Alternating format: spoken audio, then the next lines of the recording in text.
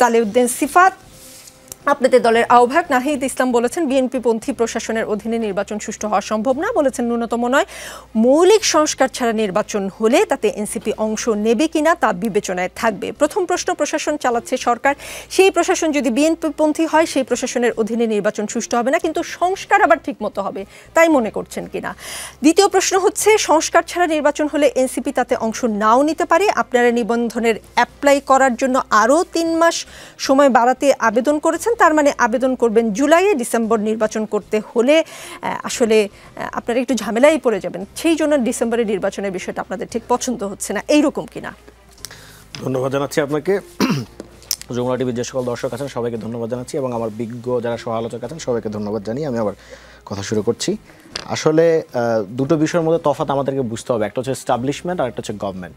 তো নাহিদ ইসলাম যখন বলেন যে আমাদের এই প্রশাসনটা নির্বাচন উপযোগী হচ্ছে না, কিংবা কিছু কিছু জায়গায় আমরা দেখতে পাচ্ছি যে তারা বিএনপিকে কিংবা জামাতকে ফেভার করছে এবং সে তুলনায় এনসিপি তাদের এই জায়গাগুলো পাচ্ছে না, তো সেটা আসলে মাঠ পর্যায়ে যে প্রশাসন আছে সেই প্রশাসনের ব্যাপারে বলা হয়েছে।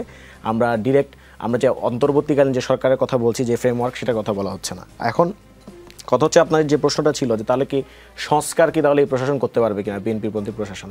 আসলে সংস্কারের জন্য তো আলাদা কমিশন গঠন করা হয়েছে এবং এই কমিশনগুলো রাজনৈতিক দলগুলোর সাথে যে সংলাপ করছে সেই সংলাপের ফলশ্রুতিতেই কিন্তু দেখা যাবে যে অন্তর্বর্তীকালীন সরকারের মাধ্যমে একটা রূপরেখা তৈরি হবে এবং সেটা পরবর্তীতে কায়েম হবে। সেটা কিন্তু প্রশাসনের ব্যাপারে বলা হচ্ছে না, অর্থাৎ সংস্কার তো আর পুলিশ করছে না।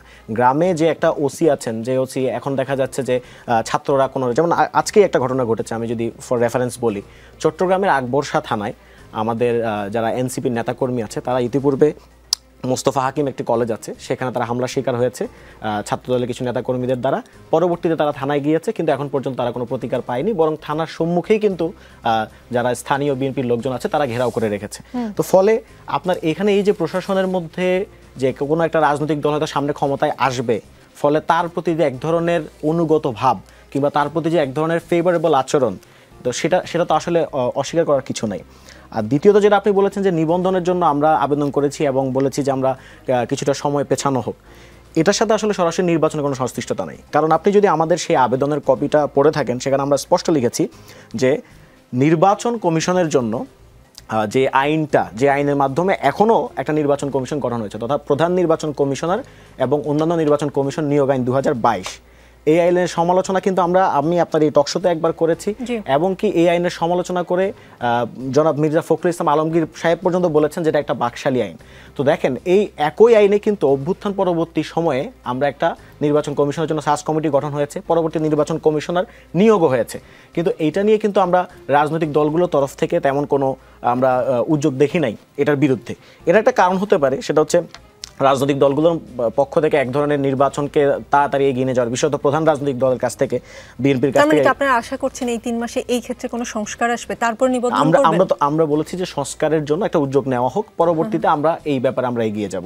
এটা আসলে এরকম না যে আমরা ডিসেম্বরে ইলেকশন করতে পারবো না বা ডিসেম্বরে যেতে পারবো না, ব্যাপারটা এরকম না। ইভেন আবার খেয়াল করেন যে আমরা যেখানে অন্যান্য রাজনৈতিক দল বলছে সাধারণ নির্বাচনের কথা, আমরা তো সেখানে সাধারণ নির্বাচনের কথা বলছি না, আমরা বলছি কনস্টিটিউয়েন্ট অ্যাসেম্বলির কথা, অর্থাৎ যেটাকে আমরা বলি গণপরিষদ নির্বাচন। এবং আমরা বলছি গণপরিষদ নির্বাচন এবং সাধারণ নির্বাচন দুটো একসাথে অনুষ্ঠিত হতে পারে। প্রথমে গণপরিষদ নির্বাচনের মাধ্যমে আমাদের যারা নির্বাচিত গণপরিষদ সদস্য থাকবেন তারা সংবিধানের মধ্যে যে ধরনের কোয়ালিটেটিভ চেঞ্জেসগুলো নিয়ে আসা প্রয়োজন সেগুলো নিয়ে আসবেন, এবং অ্যাট দ্য সেম টাইম তারা একজন সংসদ সদস্য হিসেবে কাজ করতে পারবেন। ফলে আমাদের নির্বাচনের যে চাওয়া আর রাজনৈতিক দলগুলো যে নির্বাচনের চাওয়া, তার মধ্যে কিন্তু একটা মৌলিক তফাৎ আছে। ফলে আমরা নির্বাচন কেন্দ্রিক নির্বাচনে নিবন্ধনের জন্য সময়ের জন্য পেছাচ্ছি বা সময় চাচ্ছি, ব্যাপারটা মোটেও এরকম না। আচ্ছা, প্রথম কথাটায় আবার ফিরে আসি, যেটা নাহিদ ইসলাম বলেছেন যে বর্তমান সময়ে যে মাঠ প্রশাসন রয়েছে সেই মাঠ প্রশাসন আমাদের কাছে মনে হয়েছে নিরপেক্ষ আচরণ করছে না, বিভিন্ন জায়গায় জাতীয় নাগরিক পার্টির নেতাকর্মীদের উপর হামলা চলছে, সেই জায়গায় প্রশাসনকে নিশ্চুপ ভূমিকা পালন করতে দেখেছি, সেই জায়গায় আমরা ওই কথা বলেছি যে এই প্রশাসন বিএনপির হয়ে কাজ করছে, এই প্রশাসনের অধীনে নির্বাচন সম্ভব না। এনসিপি সরকারের বিভিন্নভাবে সরকারের সমর্থন পাচ্ছে, এই অভিযোগ কিন্তু বিএনপি নেতারা কখনো কখনো করে, কেউ কেউ কিংস পার্টিও বলে। এই সরকার 3 জন ছাত্র প্রতিনিধি ছিল, এখনো পর্যন্ত 2 জন আছেন, একজন উপদেষ্টা দায়িত্ব ছেড়ে দলের প্রধানের দায়িত্ব নিয়েছেন, আর বাকি 2 জন তো আছেনই। মানে এসব কারণে যখন আপনাদেরকে কেউ কিংস পার্টি বলে, আবার এই অবস্থায় আপনারা প্রশাসনের নিরপেক্ষতা নিয়ে প্রশ্ন তোলেন, শুধু মানে এটা কি তাহলে পুরো সিস্টেমের ব্যর্থতা কিনা, মানে যেই সরকারের নিয়োগকর্তা আপনারা, আবার সেই সরকারের আপনাদের প্রতিনিধি আছে, আবার সেই সরকারের প্রশাসন বিএনপির হয়ে কাজ করছে, মানে সমীকরণটা বুঝিয়ে বলবেন, জটিল হয়ে গেল। আমি কিন্তু প্রথমেই বলেছি যে সরকার এবং এস্টাবলিশমেন্ট, অর্থাৎ এই যে মাঠ পর্যায়ে যারা আমলা বলেন, পুলিশ বলেন, তাদের মধ্যে এই প্রশাসনকে চালাচ্ছে তো সরকার। না, সেটা ঠিক আছে, সেটা চালাচ্ছে তারা, তাদের একটা প্রশাসনিক একটা খোল্ড আছে, কর্তৃত্ব আছে, সেটা সত্য। কিন্তু আপনি যখন আবার বিভিন্ন তৃণমূলে যাবেন, এলাকায় যাবেন, সেখানে কিন্তু আপনি এটার উল্টো চিত্র দেখবেন।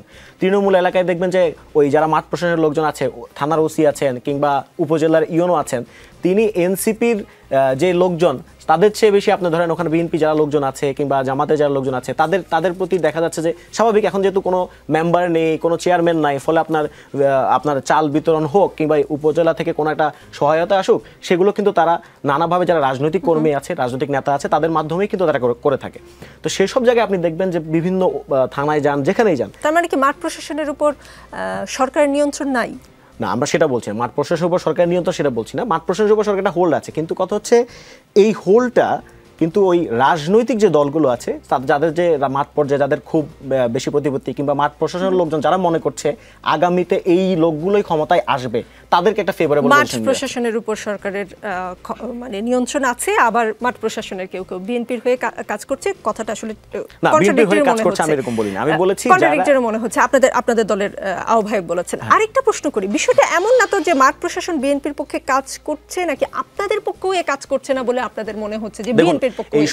এই সরকারের পাওয়ার সেন্টার একটা না, এটা যখন আমরা সরকারের সমালোচনা করি বা যেটাই বলি তখন আমাদের এই জিনিসটা মাথায় রাখতে হবে। এই সরকারের পাওয়ার সেন্টার অনেকগুলো, এখানে এটা কোনো এমন কোনো সরকার না যে যেখানে আমরা যে বলি যে দলীয় সরকার, এই ধরনের দলীয় কোনো সরকার এটা না। এখানে নানা জায়গা থেকে লোকজন এসেছে, লোকজন এসে পরবর্তীতে সরকারটা গঠন করেছে। আবার সেখানে প্রশাসনের মধ্যে আবার কিছু লোকজন মনে করে যে অন্য একটা দল ক্ষমতায় আসবে সামনে, তাকে এই হেল্পটা করতে হবে বা ফেভারেট জায়গা দেখতে হবে, যাতে করে ভবিষ্যতে বাংলাদেশের যে সিস্টেম তো সবাই জানে যে ভবিষ্যতে যাতে তার জায়গাটা সিকিউর থাকে, এরকম একটা চিন্তা তো আছে তাদের মধ্যে। এটা আপনি তৃণমূলে গেলেই আপনি জিনিসটা দেখতে পাবেন, প্রমাণ পাবেন। তো ফলে আমরা বলছি যে এই সরকারের পাওয়ার যে সেন্টার সেটা কিন্তু একটা না। তো এইটা মাথায় রেখেই কিন্তু আমাদের নাহিদ ইসলাম যে সমালোচনা করেছেন সেটাকেও আপনাকে দেখতে হবে, সেই অ্যাঙ্গেল থেকে এই ক্রেডিটটাকে নিতে হবে। জি সিফাত, এনসিপি নিয়ে কিছু মন্তব্য পড়ে শোনাই। সাংবাদিক আনিস আলমগীর বলেছেন, কিংস পার্টি এনসিপির আবেদন ক্রমেই হ্রাস পাচ্ছে। পয়লা বৈশাখে তাদের আয়োজিত সমাবেশে জনসাড়া না থাকাই তা স্পষ্ট করে দিয়েছে। বর্তমানে দলটি যেন শুধুই মিডিয়া নির্ভর, অদূর ভবিষ্যতে হয়তো কেবল টকশোতেই টিকে থাকবে তারা। তিনি বলেছেন, এনসিপিতে অনেক সম্ভাবনাময় তরুণ রয়েছেন, ব্যক্তিগতভাবে দু একজন আমার খুব পছন্দেরও, কিন্তু দিক নির্দেশনার ঘাটতি ও দলের ভেতরে কিছু সদস্যের সীমাহীন আত্মবিশ্বাস যা প্রায় অহংকারের রূপ নেয় এই দলটিকে বাস্তব ক্ষমতার কাছাকাছিও পৌঁছতে দেবে না। আদর্শ, প্রজ্ঞা ও রাজনৈতিক বাস্তবতার সমন্বয় না থাকলে কেবল উচ্চাবাচ্যলতায় সাফল্য পাওয়া যায় না। সাংবাদিক তাসনিম খলিল বলেছেন, আমার মাঝে মাঝে মনে হয় এনসিপির নীতি নির্ধারণী পজিশনে এমন কেউ আছে যার কাজই হলো একটার পর একটা ফটকামি আইডিয়া বের করা, যার মাধ্যমে এনসিপি চরম হাস্যকর একটি গ্রুপিংয়ে পরিণত হয়। এরা একটা করে উদ্ভট দাবি থ্রো করে, সেই দাবি নিয়ে কয়েকদিন হাউকাউ করে, তারপরে সেই দাবি হাস্যকরভাবে ফেল করে। এইরকম সম্ভাবনাময় তরুণদের একটি দল এত দ্রুত ন্যাশনাল কমেডি পার্টি হয়ে যাচ্ছে, দেখতেও খারাপ লাগে। আপনাদের গুরুত্ব কি দিন দিন হ্রাস পাচ্ছে? যে আমাদের গুরুত্ব দিন দিন হ্রাস পাচ্ছে কিনা এর জবাব আসলে জনগণ দিবে। জনগণ তো দেখছি, জনগণের কাতারে আমরা ছেড়ে দিলাম। আর আমাদের যে আইডিয়াগুলোর কথা বলা হচ্ছে যে আমরা কিছু মানে খুবই কমেডি বা হিলারিয়াস আইডিয়া নিয়ে আসছি, আসলে এগুলা কোনোটা হিলারিয়াস আইডিয়া তো নাই, বরং জনগণের পূর্ণাঙ্গ সমর্থন এতে আছে। যেমন আমরা জুলাই সনদের কথা বলেছি, প্রোক্লেমেশন অফ জুলাইয়ের কথা বলেছি। এখন পর্যন্ত আপনি দেখবেন জনগণ, আপনি তৃণমূলে যান, মাঠে যান, সব জায়গায় মানুষজন বলে, বিশেষত যারা জুলাইয়ে আহত আছে তারা সবসময় বলে যে আমাদের একটা প্রোক্লেমেশন অফ জুলাই প্রয়োজন। তো তারা এই কথাটা কেন বলে? এটা যদি হাস্যকর আইডিয়া হতো তাহলে এই কথাটা বলতো না। আবার আমরা বলছি কনস্টিটিউয়েন্ট অ্যাসেম্বলির কথা বলছি, গণপরিষদ নির্বাচনের কথা। আপনি তৃণমূলে যান, মাঠে যান, সবাই কিন্তু গণপরিষদ নির্বাচনের কথা বলছে। এবং কি যারা বিএনপি, জামাত সহ এই ধরনের রাজনৈতিক সংশ্লিষ্ট যাদের আছে তৃণমূলে, তারা পর্যন্ত আপনার একটা নতুন সংবিধান চায়, তারা রাষ্ট্রের এই যে কাঠামোগত উন্নত পরিবর্তন চায়। এবং আপনারা এটা যদি অবিশ্বাসের কিছু নাই, প্রয়োজনে তারা চাইলে দলীয়ভাবে তারা এই জরিপটা পরিচালনা করতে পারে।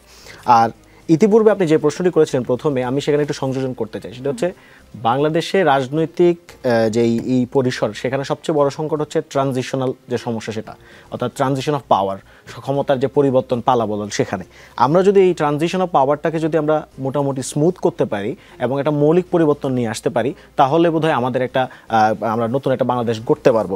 এখন এই জায়গায় সবচেয়ে বড় বাধা হচ্ছে, যেটা আমরা বলেছি, যে নাহিদ ইসলাম তার কথায় বারবার বলেছেন মৌলিক সংস্কারের কথা। কেন বলেছেন? দেখুন, এখন যে নির্বাচন কমিশনটা আছে, সেটা যে আইনে গঠিত হয়েছে, এর মধ্যে সুযোগ আছে, এটা যদি বলবৎ থাকে এই আইনটা, তাহলে পরবর্তী যে নির্বাচিত সরকাররা আসবে, তারা কিন্তু আবার এই আইনের অধীনেই কিন্তু দেখা যাবে আবার আরেকটা নির্বাচন কমিশন গঠন করছে, এবং তারা তখন আবার নিজেদের দলের যারা সুবিধাভোগী আছে, নিজেদের দলের পন্থী যারা আছে, তাদেরকে আবার নির্বাচন কমিশনের নিয়োগ দেওয়ার সুযোগ পাবে। তাহলে এই যে সাইকেলটা, এই সাইকেলটা কিন্তু বারবার চলতেই থাকবে। ফলে ট্রানজিশন ও পাওয়াটাকে স্মুথ করতে হলে কিন্তু আমাদের এই যে মৌলিক যে স্ট্রাকচারাল সংস্কার, সেগুলোর মধ্যে দিয়ে যেতে হবে। জি জি।